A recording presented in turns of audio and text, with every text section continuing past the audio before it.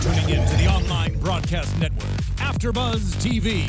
Over 20 million weekly downloads in over 150 countries, and your number one source for after-show entertainment.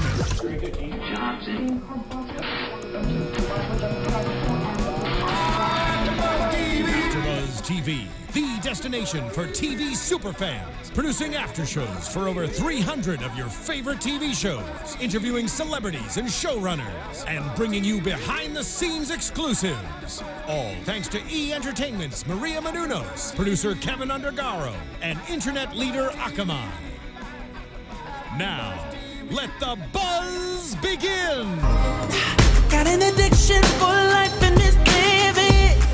Hey, what's up, everybody? You are tuned into AFTERBUZZ TV Power on Starz. I am your host, Bamm Ericsen, and I would like to introduce my panel. Hey, what's up, everybody? I'm Kennelia. And I am your girl, Ayers. And Janeisha should be here on her way, so she'll just come and just move right in. But hey, listen, we have a very special guest via Skype calling from New York. He plays the character of Dre. Please welcome Rotimi. What up? What's going on? Hey! How you doing? Good. Okay, so I'm not sure how familiar you are with the after show, but I have to say, there's some of us on the panel, bro, we didn't think Dre was gonna make it out. We thought you was dead, bro. Toast, brother. Then I did my job then, man. That's all. Stayed alive. That's all you gotta do is come home, huh? Yes. Make it home. Okay, so I'm gonna ask the panel a question, and then after that, Rotimi, you can jump in. So, panel. Is Dre team Ghost? Is Dre team Kanan? Is he team both sides? Or is he team, I don't know what the hell I'm doing and I'm just trying to live? What do you think? That's a good one. I think Dre is trying to live, but I ultimately think he is now team Ghost. I think he's been playing Kanan, having Kanan think that he's playing Ghost. That's just me. I don't know. Okay. And Kennelia, what do you think? Well, I think he has to be Team Ghost because after what we saw at the end, Kanan out here looking like Freddy Krueger next season. So he has to be Team Ghost. He has to. Right. Because Dre came in like a certified G on that scene, one of my favorite scenes. And it was so small, but it was so profound. He was a G, and then he ultimately showed that he was there for Ghost. Y'all saw New Jack City. When Ice-T put the gun to what's his name was like, bro, I got your back. Yeah. I'm just saying, I can't say he's all the way Team Ghost. Okay. I can't say I fully 100% trust Dre. Okay. Well, Timmy, what do you think, bro? You know what? Again, I'm happy that this is a debate because the way it was written for season 2 was to leave it off like, where is his loyalty? So if you knew clear cut where I was, then I didn't do my job. You know what I'm saying? Mm-hmm. So going into season 3, to answer the question, Dre is Team Ghost. And he is Team Ghost for reasons you'll find out. But he was always, halfway through the season, he started realizing that this is an older him. Mm-hmm. So he started loving that idea of it, but his loyalty to Kanan was too strong. So going forward now, that was a genuine act for him to do what he did for Tom, to get Tommy out the picture. That was a genuine act because he was literally there for Ghost to grow with, the Ghost situation. So Dre is 100% Team Ghost as of now. Okay. That's what's up. That's what's up. Well, go ahead, Bamm. I'm sorry. You had a question. So, my other question, as far as Dre is concerned, so did Dre go against Kanan's orders because Dre was supposed to dump the body and it's never to be found, but yet the body was found. So my question is, I guess to go along with he is actually Team Ghost, did he purposely put the body so that it's visible so that he could potentially take Kanan down, or what do you guys think about that? I mean, does Dre look like a person that makes mistakes? I don't think so. Then it must have been intentional. Really, it must have been. I don't know. I mean, your smile is kind of giving it away, brother. I'm smiling, it's just, I don't know, because, again, that's an answer that'll be answered next season, but I don't know. I don't know. Yeah, you know what I got from it, and I've been just really peeping Dre out, and we all have, but his very subtle movements and his subtle, facial expressions, and, really this last episode, he just has this growing, thing against Kanan. It's like, okay, I'll obey your orders, or I'll get in line with what you're trying to do, or at least I will have you think that. But right. I got something really, like, he's mad at him. He's looking at the way he's mistreating him as a friend, talking about other people. But you know what? Are they really friends? I say no. No. Well, I mean, if I'm looking at it, I don't know that they're friends, but they're supposed to even, like, when you're dealing with the streets like that, it's kind of looking beyond friends. It's like we family. If we know those many details about each other and we go so deep, it's supposed to be past friendship, don't you think? Yeah, no, I agree. Okay. So no, I mean, I think it started growing for Dre, his resentment towards Kanan so start from the beginning. Kanan basically represented a father figure for Dre. Mm-hmm. And, that's when I was doing the character development, that's what I wanted to come across. Like, it was like a dad. Mm-hmm. So the reason why he hated Sean so much is because he represented what Dre wanted. Mm-hmm. And when he's realizing that, this dude is weak, like, he's not built for this, but yet you're giving him you trusting him to do things that I'm supposed to be doing as Dre, like, that's strike one. Then secondly, you're like, you're not respecting me as a young general because you're not inviting me to meetings, you're telling me to do little light work, but I'm my own boss in my own right. So it was a lot of, like, anger, but then he had to tone it down because he is the head honcho, and there is a hierarchy in the streets with him. So, but the resentment started when he started giving Sean a lot of play and really kind of overlooking me, Yeah. Quick question though. So Dre has a lot of resentment towards, like you said, Kanan, and also Sean, because that's his real son. So when he killed his own son, naturally you might think that Dre might feel like, okay, good, he's out of the picture now, I could be the reol son. But the reaction that we got from Dre was, oh no. So no, you crazy. Yeah. Because that seemed like real genuine feelings that Dre, when Dre told Ghost, he was like, man, look what he did to his own kid. I'm a father. I have a daughter, That seemed real, like it was genuine. Even though he went back to Kanan and said he bought it, it still seemed to me, I was like, oh, that was real feelings for Dre right there. It's true. It's true. I mean, he really is feeling that way, and even down to the wire, if Kanan would have invited Dre to that meeting, it still would have been like, all right, here's my chance to still prove myself that I can do this. But the fact that he gets back in the car and he's like, yo, like, even though you just did this for me, little brother, you're still not going to be a part of the meeting. It's like, okay, I'm completely done at this point. Mm-hmm. Like, you know what I mean? Like, so there was truth in what he was saying, but even though it's still part of a game, but that whole part of it was just null and void when he just completely just disrespected Dre.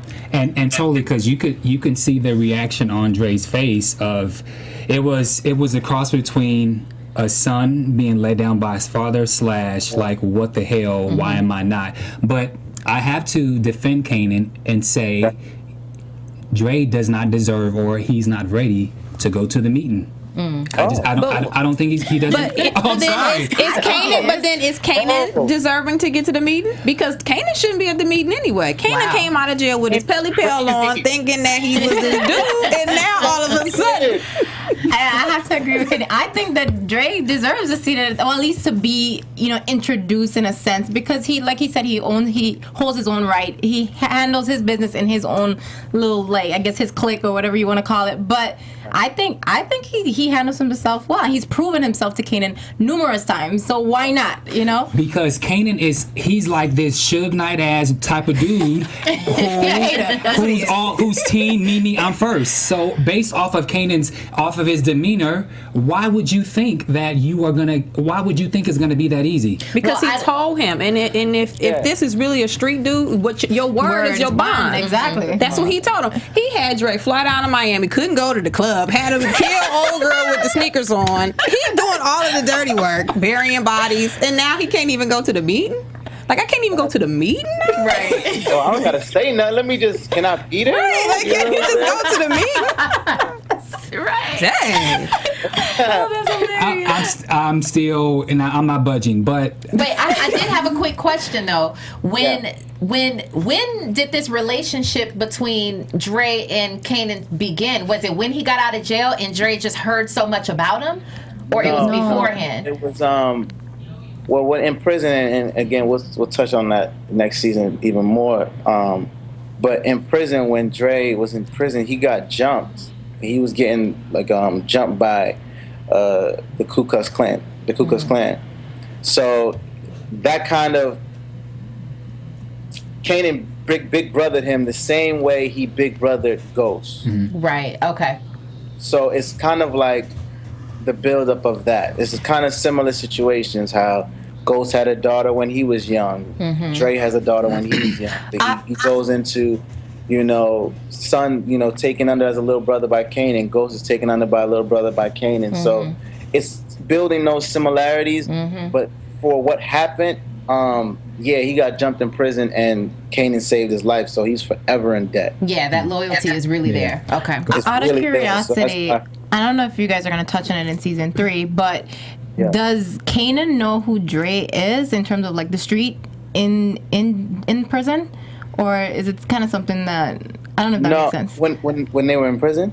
Yeah, I mean, of course they haven't touched too much on that, but does he know who he is? Because I mean, we see Kanan come out of jail with this plan, and he knows who he has. Rotimi and Rotimi's gang that he's planning to, I guess, have basically build his own little gang, to come against Ghost and excuse me. Joseph, Tommy? don't kill me. Tommy! Yeah. Ah, yes. So, so does he in jail, does he know who he is, or is this just kind of something that just kind of worked out on its own? No, he knew that I was he saw the same ambition that he saw in Ghost 15 years ago. You know what I mean? 10, 15 years ago. So he saw that this kid has heart. So he knew that when he got out, and they'll touch on it, but he knew that I got his back. And I'm out here running the streets in my section, so you can trust me. And he knew that I owe him a debt because he saved my life, and he knew that I was a G about it. So, the loyalty is the only reason that kept, even in the finale, the loyalty is what kept Dre from even attacking Kanan when he put his hands on him.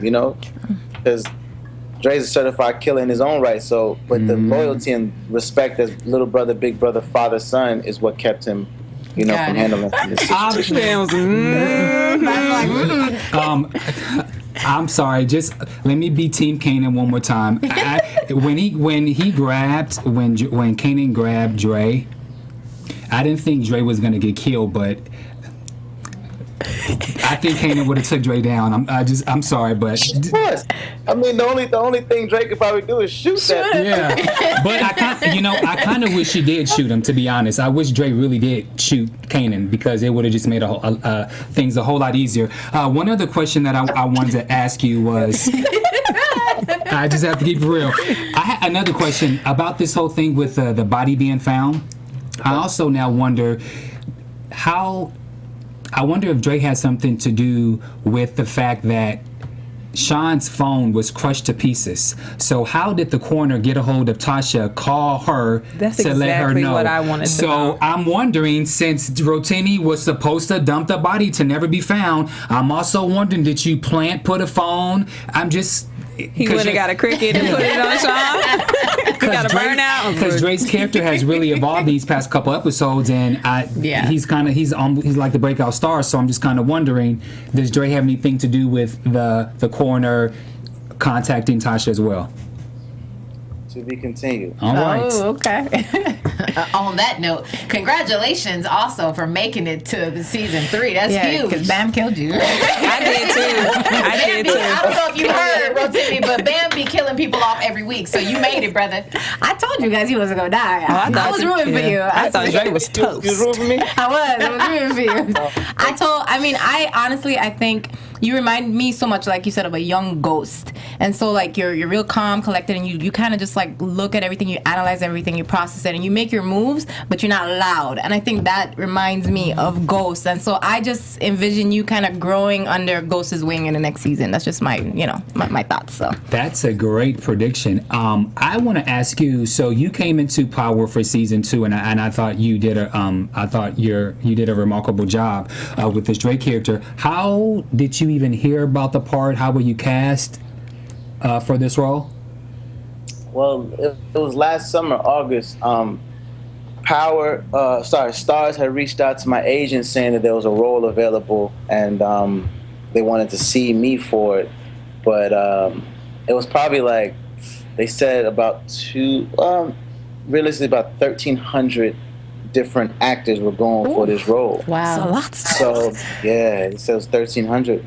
Wow. So I did my audition. I sent my tape in, and when I sent my tape in, they basically had told me we've got to wait.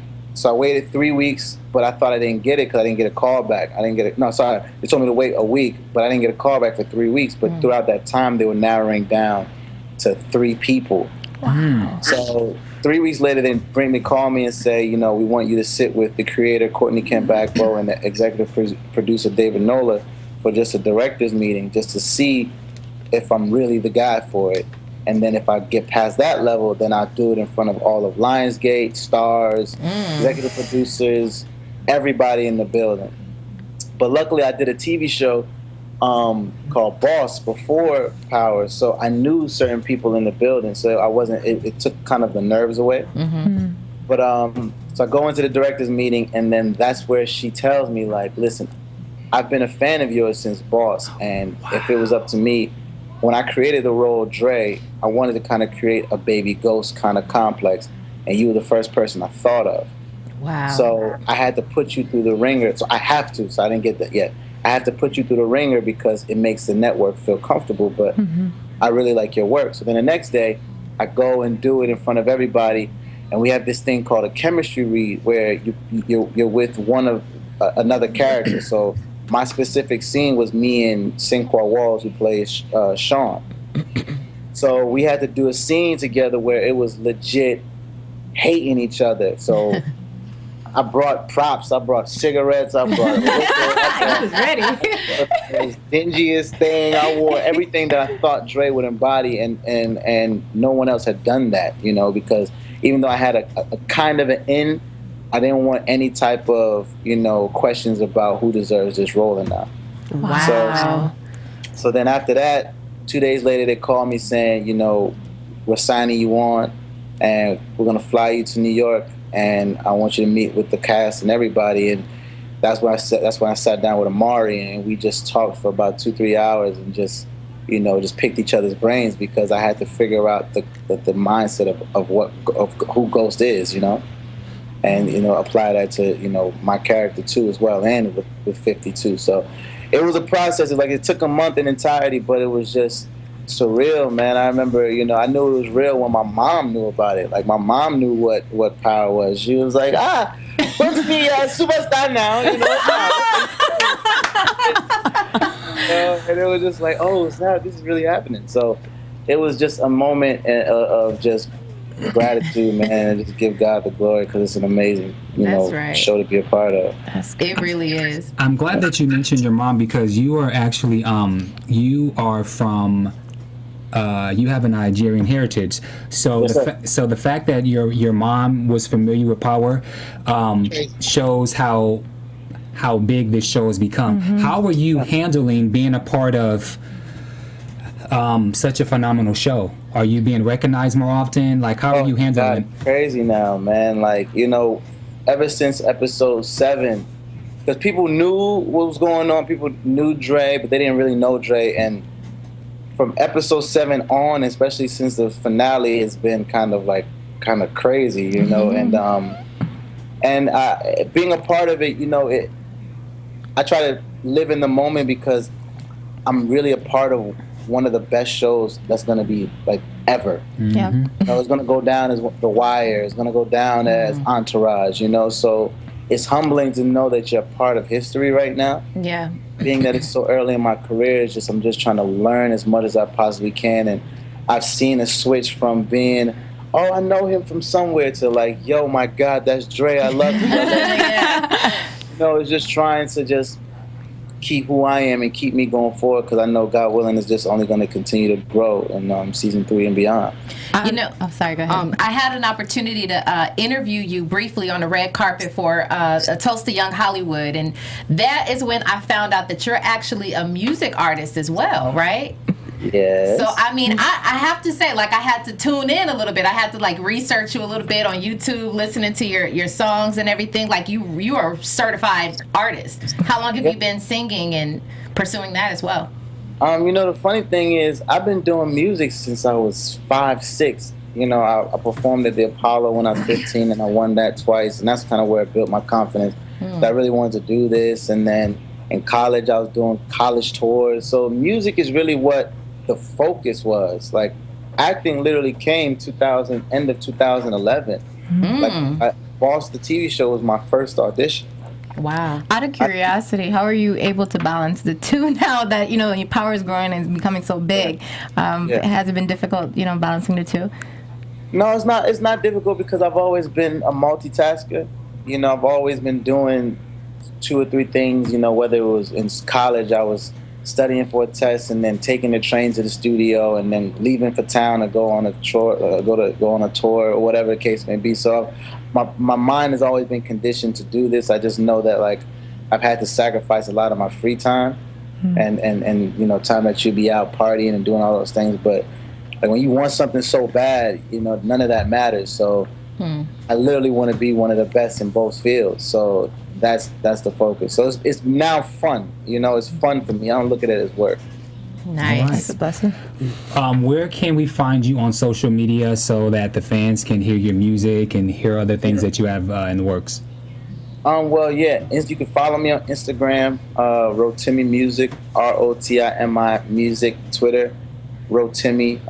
I try to reply to everybody.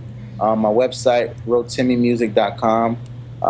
You can get all the new stuff. We're actually about to release an EP very, very soon, but the single is out right now. It's called Lotto, featuring 50 Cent. Yeah. We're actually shooting the video next week, so you'll have a visual to follow up to. That's a hot song. We played that in one of our intros, a couple episodes ago. It's really a hot song. Yep. Thank you. Yeah. How did you get 50 to collaborate on it? Oh, man, it was crazy. People think, 50's the one that put Ro on the show, and it's like, no, man, I actually auditioned. But seriously, like, in the beginning of the season, obviously, me and 50 spent a lot of time because we filmed the majority of our scenes together. And I didn't talk about music until maybe 3 months into it.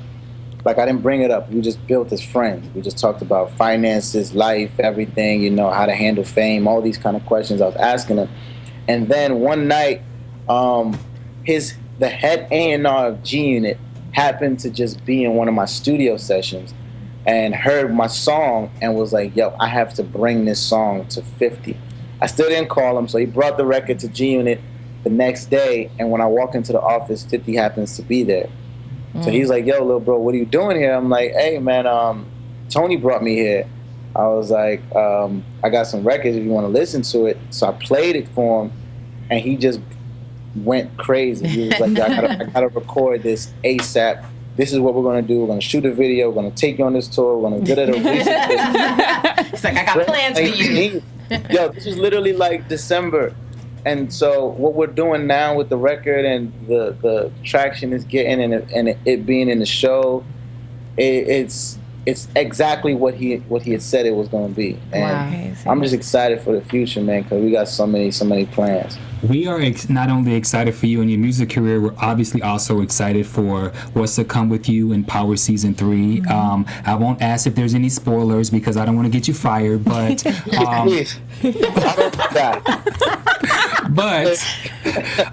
it's been a pleasure really talking to you, and please next time that you come to California, please come down to the AfterBuzz and sit with us, and we love to have you as a special guest for inside the studio. Oh man, it'll be a pleasure of mine. You guys have been fun. Yeah, thanks, Thank Rotimi. you. Appreciate it. Thank you. I wish I could see y'all, but it's all good. We will tweet you the link, and you'll be able to see the visual and all the good stuff. So we'll tweet you all that information. And thanks again for everything. And their photo. I'm taking. Guess what? Say cheese because I'm taking a selfie with you right now. Wait. Hey, am I looking left or right? Where we going? Straight in here. Real quick, guys. Well, okay, let's do it. Y'all want a photo bomb? Yeah. Come on.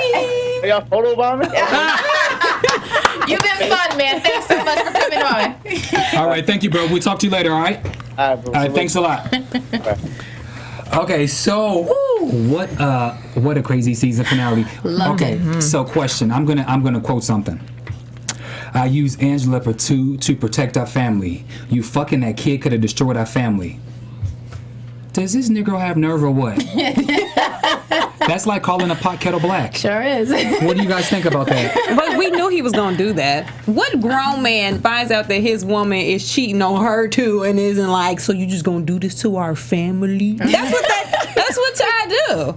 You knew he was gonna do that. And just to stick up for Ghost just for a second, Tasha did low-key put a battery in Sean's back to make him do things that he probably would not have done if they weren't sleeping together. So he had a little bit of point. But to act like it was just all on her, that was just stupid. That was ridiculous. I mean, not only that, though, the whole Kanan situation and how Kanan has that power over Sean, I think that's kind of where, Ghost was going with, this dude is basically could destroy this family. Because if I'm gone, he about to put a bullet in my head. If I'm gone, who's going to take care of this family? I think is where he was coming from. So I get that point. At the same time, the pot calling the kettle black. Yeah, definitely. Because Angela could have destroyed that family as well. Yeah.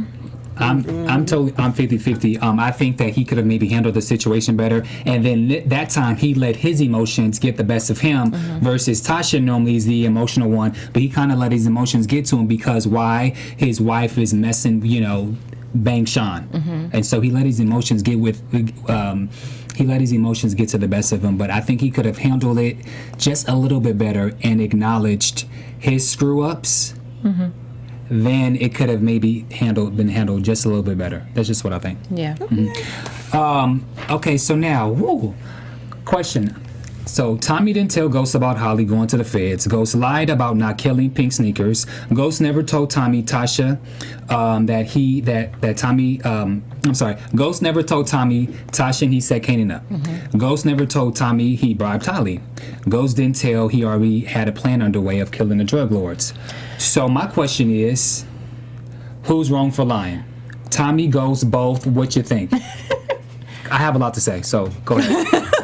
I think, you just pointed out all the lies. Ghost is up here with the lies, and Tommy's kind of here. And I feel like, they both lied, but Tommy gave him that opportunity to come clean. And I don't think he used it. He should have told him about Holly. Like, I sent your girlfriend away. At least, I know Tommy would have reacted kind of crazy, but at least he would have known the truth. And I think, him finding out after made the situation way worse. This is what I think. And I appreciate the relationship that the two of them have. But at the same time, we know who Tommy is, right? Tommy is a little bit off the wall. And sometimes, he be sniffing. He's kind of wild sometimes. So I think the position that Ghost comes from is, sometimes I'm not going to tell you things for your own good because you will get in the way. And so I'm not necessarily mad at him for holding things back. Like, they're supposed to be brothers and they're supposed to be keeping it real with each other. But I think that Ghost was thinking from it, or thinking about it as in, he doesn't necessarily need to know all of that right now. And their relationship, this is what happens when you grow apart. When you start to grow in different directions, you're not going to tell everybody everything because everybody can't handle it and everybody can't see it the way you see it. I think what could have been done, and it would have been another lie on Ghost's part, but maybe he could have flipped the whole Holly thing. Like, listen, she talked to the feds and you don't know what Angela's capable of. I had to send her away. Like, he could have justified it a little bit differently instead of being like, she's all wrong for you. Like, he could have really been like, dude, she talked to the feds. When somebody talks to the feds, they have to go away. I think Tommy probably would have understood it a little better from those terms, but it's just time for them to break. People break up.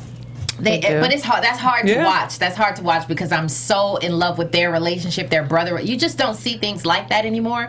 But I was really frustrated at that ending scene, and I know we'll get there. But I was just y'all, just talk. Like, you know what I'm saying? Just talk about it. Just really sit down and be like, all right, listen, bro, get it off your chest or whatever. But here they are sitting here holding guns to one another, and it's just like, y'all have come too far for this. I mean, think about it too from Tommy's perspective. Like, he hated Angela for Ghost and begged him to leave her alone and all of this stuff, but he tried to kill her, almost tried to kill her, didn't get through. So I guess it's like, okay, wait, you have all this nerve to send my girl away and I'm telling you need to get rid of Angela, and you didn't, you kept this girl around. So it's like, it's a little unfair, I guess, in a sense. And that's his, to me, you could tell that's kind of like his first love in a sense, his first serious love. And I think the way that he kind of handled it, Tommy is just like off the wall about it, because Holly was probably the only other person he feels cares about him and go send this chick away. So I don't know. I think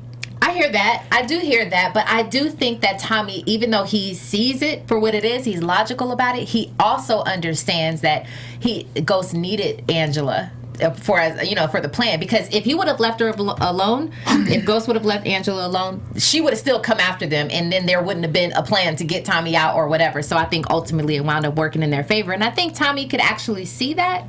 I don't know. What y'all think? I think it's less about the women at this point, more about the business. I think it's the let's really think about it. Ghost wants out. Mm-hmm. Yes. Tommy doesn't want out at all. When you have two people who want two totally different things in a business this drastic, you can talk, but it's like if you're married to somebody and all of a sudden they're like, I don't want kids, and the other person was like, well, I told you I wanted kids. Mm-hmm. What do? Do you just, one of them is going to have to sacrifice, and unfortunately nobody wants to bend, so that's true. They got to break. Out of curiosity, because Tommy brings it up in the end, he says, well, I'm gonna do my business, I'm gonna handle this. Do you guys think that maybe if Ghost had just kind of said, okay, you know what, you handle this drug stuff, I'm gonna go deal with these clubs, you think that would have maybe been a solution? What do you guys think? Not when it's you dealing with your life, because if Lobos got locked up and this was like some real street stuff, somebody's dying. I mean, prior to all of this, say all this stuff didn't happen. You think that would have been a viable solution? No? I don't know. Good question. My take on this whole Tommy Ghost thing is certain situations I'm for Ghost, and some situations I'm for Tommy. But I think for me, you said that it's not really about the women. I think it is the women, and there is a rule that we have: bros before hoes. Sorry, ladies, but that is just simply the way it is. And both of them, in their own way, have allowed hoes to break up this business, this friendship, the family. They're both to blame for this. Well, let me ask you something. Does the bros before hoes theory apply when you're married as well? Because technically, in Ghost's mind, he damn near married to Angela. So when you marry or in a relationship like that with somebody, you ain't picking Reynard over your wife. You're not. Like, you're like, okay, cool. Me and you got riff, Reynard, but this is my woman. But Reynard, though? I'm sorry. That's her name right there, Reynard. I don't know who that is. Okay, so then in that case, so is Tommy right for always siding with, for always going hard for Holly? Even though Holly crazy and almost Well, I think if Holly were a great girl, sure. But Holly is all over the place too. So you know what I mean? Like if Holly was this wholesome girl who was wasn't a troublemaker, then we would probably be able to be like, well, I mean, he loves her. That's wifey to Tommy though. That's wifey. I don't know, y'all. I don't know, but look at Bam. Bam's like, whatever. Because I never understood that. I mean, when you're young, bros before hoes, okay, I get it when you're young. But when you're an adult, okay, come on. Right. Are you going to marry your bro? Like, I mean, I'm saying, you at some point, you need to, okay. Anyway, I do want to talk about the killings. Can we talk about the killings real quick? And I want to know about the thought process and what you guys think of the cards. I mean, obviously at the end of the episode we find out that Ghost is the one who's doing all the killings, but he's putting the card down. And is that was the detective correct when he was talking to Lobos in that was the Jimenez signature card? So was Ghost trying to actually like set it up and frame the Jimenez? That's exactly what he's doing, and he was so strategic with it, because I noticed that sometimes he would shoot you with the left gun, with his the gun with his left hand, and sometimes he would shoot it with the right hand, which is why at first I thought, oh, this probably is Kanan because 50 Cent is left-handed.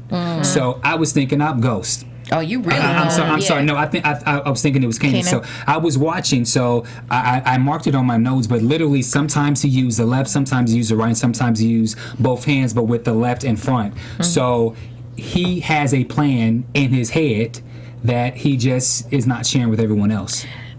Ghost is dope. Okay, Yes, Ghost he is is. dope, and I just, you know, he's so smart in the way that even like that's a thing that I never even noticed him, you know, shooting with the left versus the right. I do want to mention Blizzo One, who said that at the very end, you know, when there was a spider card on Ghost's desk and it was bloody and everything, that he mentioned that that was Lobos' way of saying, Ghost, I know it was you who sent me to jail, and I know it was you that had me stabbed. Do you think that was what that was about, or what do you guys think that part of it meant? I definitely think that's what it was, because Mike, let's talk about Mike real quick, who is, I think, the plant. He's the mole. Well, he is because he's the mole boss, right? So you have to think, and everybody is getting stabbed except two people who you know are working directly with you. You have to think, okay, so you're the only person that's not dying? It's you. So I don't think that Ghost left any room for, yes, the car was a smart idea, but when you really think about it, he didn't leave any room to think it was anybody besides Ghost or them. Because probably he thought that when he sent Pablo in there to stab him, because where he stabbed him literally right in the artery. Yeah. So technically speaking, he should have been dead, but it's kind of one of those things, by the grace of God, that he was alive. So I don't think Ghost had the intention of Lobos to actually live. Yeah, I agree. Right. Yeah. No, and I Yeah. agree with that. Go ahead. What do you guys think about the plan of Ghost? Again, he's such a mastermind. Him saying, Tommy, the only way that we could flip this around on Kanan is for him to think that I don't trust you, or you don't trust me, or whatever. But it was a good idea. The only problem was there was a constant conflict between the two, where they keep having these meetings, and so by the time all of these things built up, Tommy simply had enough. First of all, he just got out of jail. He didn't snitch, and then he finds out that Holly's back. that Holly's back, but also the fact that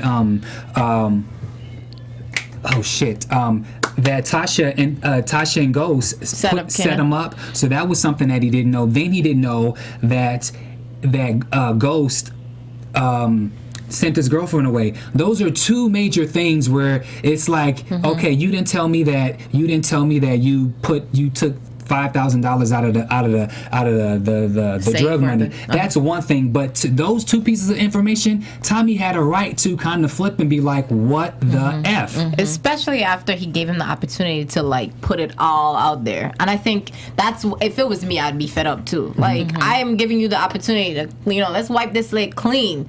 Give me everything, and then I still have to find out crap after the fact. Yeah, no. But let me flip it real quick. Tommy was mad at Holly for he wanted to kill Holly for going to the feds. So Ghost sent her away. You mad? But you ain't mad that you wanted to kill her? Because if she never handcuffed Tommy to the bed, he would have choked her out. So what are you mad at, Tommy? That he did it and you didn't? Great point.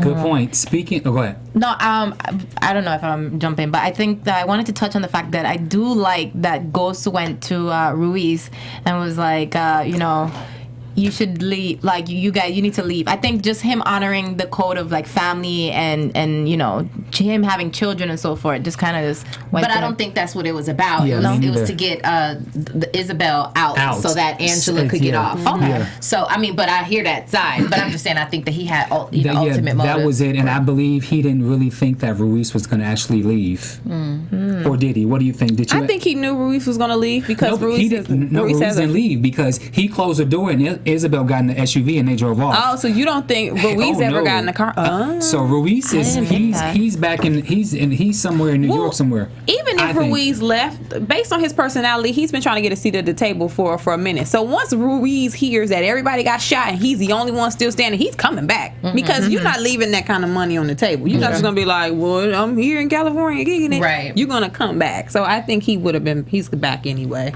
Speaking of comeback, this is the only part of the episode that I absolutely almost hated was the fight scene between Ghost and Kanan. I hated that scene. Why? Because I hated it. I literally have in my notes, I hate this scene. Okay, so why did I hate it? you either kill this ass or you don't.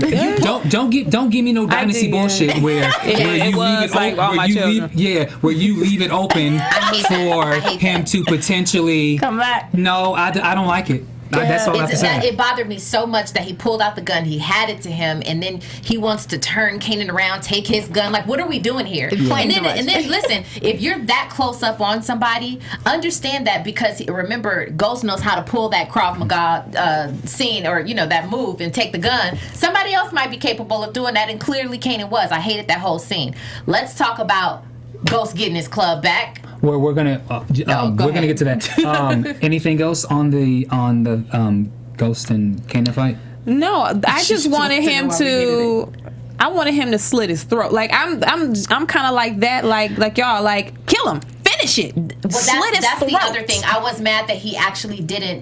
When you leave somebody on the floor and you don't know if they're dead or not, like shoot him or kill him or something. Don't just light him on fire. I first thought about that too. Like you should have let him burn. But the fact that, because I went back and watched it, this is okay. So you see this little black thing. This is Ghost, and then this is all the fires here. There's no way in hell that you can get up from a burning fire where the fire is literally is this close to your face. You cannot get up and go and then break out. I don't like it. I'm done. That's it. Yeah, I'm a big fan of that scene either. But Stern, as far as the Ghost and Stern and Madeline thing, that was such a open shut case. Oh, see, I think I had more of an issue with that scene than I did the fight, mainly because it was too soon. I didn't want. Ghost flexes his hand too much publicly sometimes. I agree. I was like, why did you show up? Let her do her business. Let her bring you the paperwork so Stern can still be like, yo, dang. But he like, I got my club back. Yeah. Like, why don't do this in front of him? Right. That bothered me because I was like, well, here we go with this. Male ego, and they both have been doing it the entire season. Yeah. So, but I agree with you, Kennelia, because now, guess what? Personal vendetta, I'm coming for you. And I really think that all of Ghost's, well, maybe I should save it for predictions. So. But you know what? I think it was a no-brainer for him to show up, because when he goes to the club and realizes that Ghost owns it, how else would he? I mean, of course he knows that he got it from his wife. But you got to let people, when they're stewing, let them. You gotta let them stew for a while and then let them find out later. But you basically punch Stern in the face 3 times, like bow, bow, bow, and he was like, you can't don't give it to him all at one time. Okay. Yeah. Let him think that he at least still has his club. So later you like, oh, you didn't know she gave me my club back. So you won't look like you're in on it. Yeah. Exactly, because it's a double whammy. Because remember, Stern is the kind of man that he is. He's like that manly man where things like that bother him. So not only did you come up here and get the club back, but you're like sort of rubbing it in my face too. So it's like you bruised his ego real tough. You know what I mean? You work with my wife and all of that stuff. So I agree. Speaking of bruised ego, that poor thing, Greg. He's salty. He's so salty.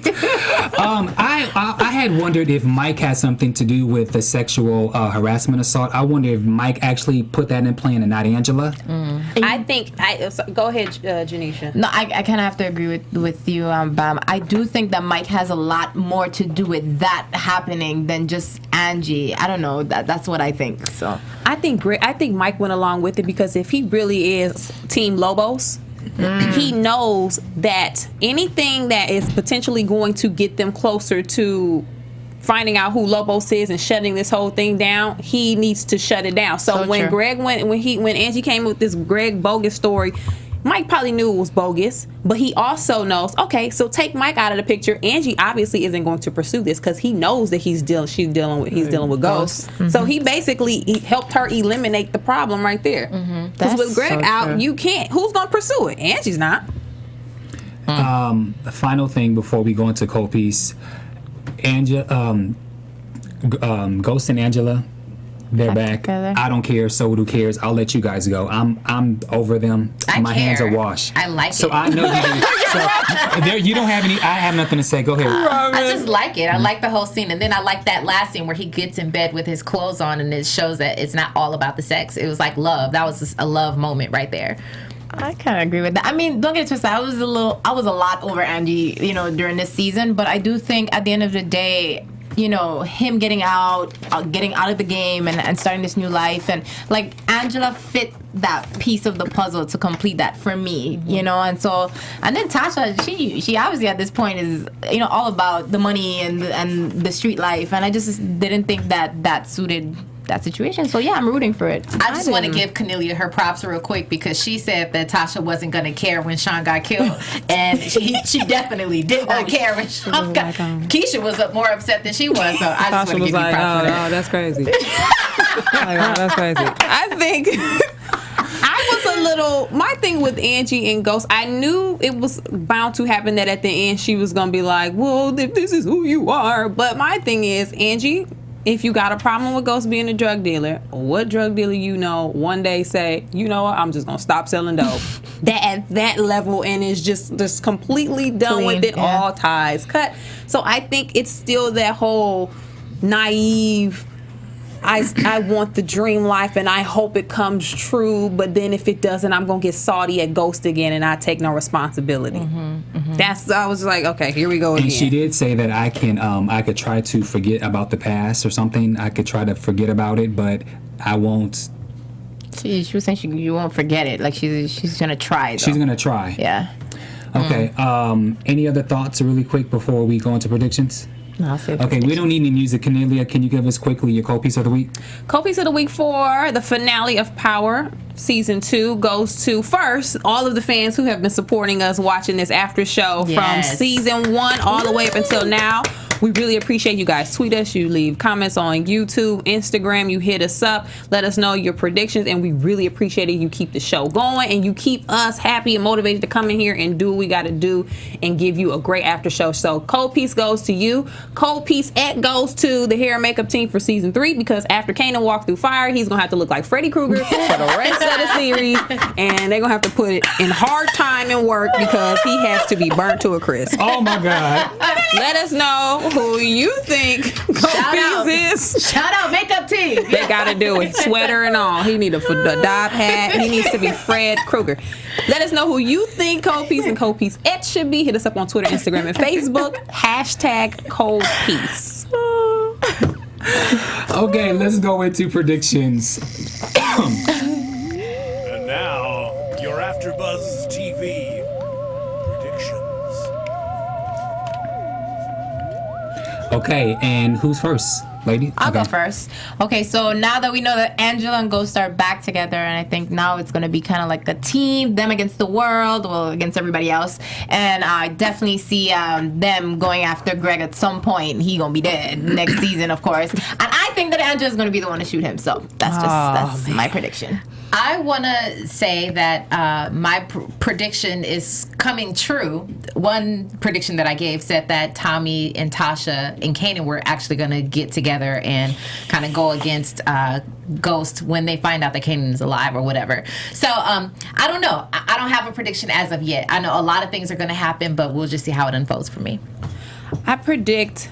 I'm piggybacking off of Robin because Tasha doesn't know that Kanan is the one who shot Sean. Nobody ever told her that it was actually Kanan. She thinks it's Ghost. I think that's going to cause a bigger issue. So now with Tommy and breaking away, I think it's just going to be a true stand down. Mm-hmm. Ghost against everybody else. I have a couple predictions.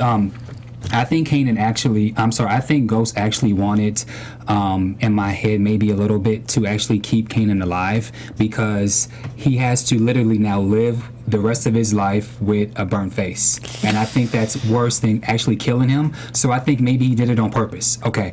Secondly, sorry, Holly has to die. And let me tell you why. Tommy has to die Season 3 because there's no way. Tommy has been given a demand from Lobos that you either either kill Ghost or I'm going to kill you, the dog, and Holly. Yeah.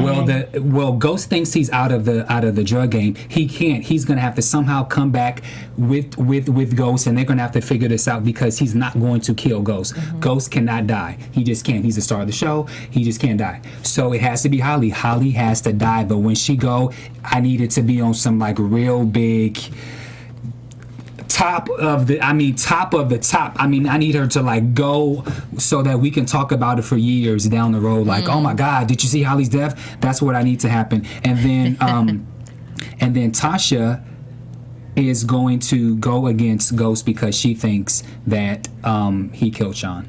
And so those are my predictions. Can I just add one more? I think we forgot to touch on it. I think Dre definitely is going to be all team Ghost now. I definitely see him, bring him under his wing, and maybe, they now are going to be part of this power team to kind of save him against Kanan and everybody else. So I think that's going to happen. And I cannot front. I was very happy when I saw Holly hit the screen. I told you guys. I was kind of happy too. I was like, oh. She had a makeover and everything. Makeover. Yeah. Okay, well, it's been a great ride here at AfterBuzz TV for Power Season 2. Keep us locked on social media. We may have some news to come pretty soon. So just keep following us and see what we have in store coming up. So let everyone know where you could be found on social media. All right, at Janeisha_Miss VI. I am at Robin Ayers on all social media. I am at Kennelia on Twitter, Instagram, and Facebook, and Happy Hour Podcast on iTunes. And I can be found on all social media at Bamm Ericsen. We want to thank our special guest, Mr. Rotimi, who plays the character Dre, stopping in on via Skype. And thank you guys so much for all the love and support that you have given us here at AfterBuzz TV for this great show on Starz called Power. So until then, we will see you guys very soon. From executive producers Maria Menounos, Kevin Undergaro, Phil Svitek, and the entire AfterBuzz TV staff, we would like to thank you for listening to the AfterBuzz TV network. To watch or listen to other after shows and post comments or questions, be sure to visit AfterBuzzTV.com. I'm Sir Richard Wentworth, and this has been a presentation of AfterBuzz TV. Buzz you later. The views expressed herein are those of the hosts only and do not necessarily reflect the views of AfterBuzz TV or its owners or principals.